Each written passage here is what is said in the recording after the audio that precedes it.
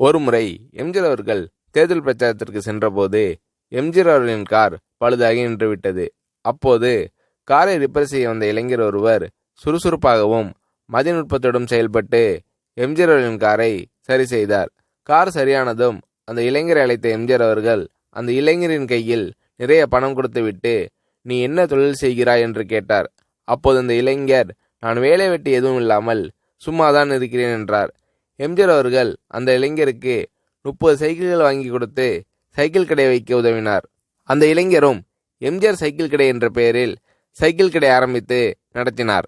மறுமுறை அந்த வழியில் வந்த எம்ஜிஆர் அவர்கள் அந்த இளைஞரை பார்த்து, எம்ஜிஆர் என்ற பெயரில் கடை வைத்தால் உன்னிடம் எதிர்க்கட்சியினர் வந்து சைக்கிள் எடுக்க மாட்டார்கள்.